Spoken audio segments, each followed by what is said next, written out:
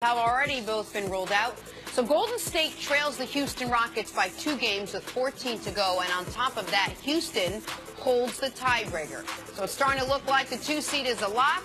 Nick Wright, how vulnerable will the Warriors be in the playoffs if they don't have their stars healthy?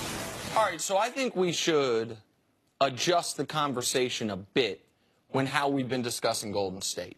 Because I think most basketball people currently believe that even if Golden State is fully healthy, Houston could get them.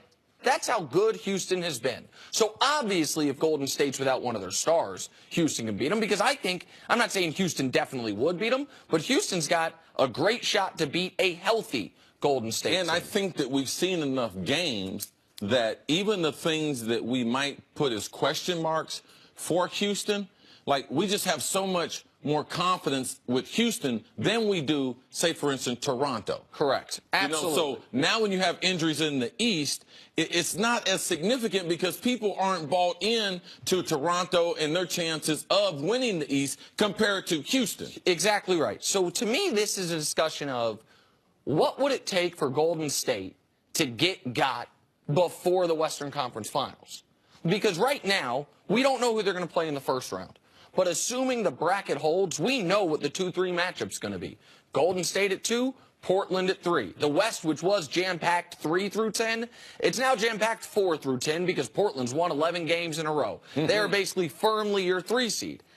And I will sit here and tell you this morning that if Steph Curry is not 100%, if Steph Curry tweaks his ankle again, I'm not worried about Kevin Durant's ribs, and I think Klay Thompson's hand's going to be okay. And Draymond's shoulder is Draymond, I think that's just normal wear and tear from an NBA season. So this is about Steph. It's about Steph. If Steph Curry is hobbled or misses time in the second round of the playoffs, I believe Portland could beat them. I think that's how well Portland's playing, and that is how valuable Steph is, even with as talented as the rest of the team is. I think it's an honest assessment, given right now Portland's the hottest team in the NBA. Now, my biggest problem with the injuries is right now is not the time. You can see Golden State, because of injuries, they're going the other way. Cleveland, because of injuries, they're going the other way. But the other top 10s in the NBA, they're not going the other way. They're playing some of their best basketball collectively. In the East, Toronto, they've won 10 in a row. Even the Celtics, the last 10 games, they're 6-4.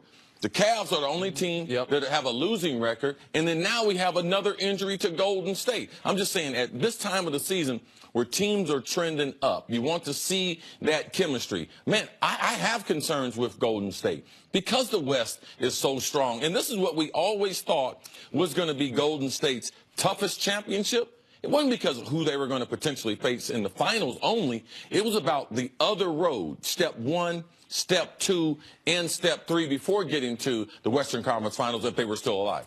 You don't hear anything from the Warriors about any fear whatsoever, any anxiety whatsoever over this. But you usually hear some sort of, it almost feels as if they're okay with the 2 seed. They know that's what they're going to have, and now they're just going to rest their guys. None of the injuries seem worrisome, except maybe Steph Curry, who probably could have even come back, but they're taking a couple extra days to rest him. The worry about Steph is the recurrence of the injury. But I'm going to bring one other level to this that I have not acknowledged, just because I still believe the Cleveland Cavaliers are going to make the NBA Finals. A lot of people believe Toronto's going to make the NBA Finals. We've talked about Golden State not having home court in the Western Conference Finals.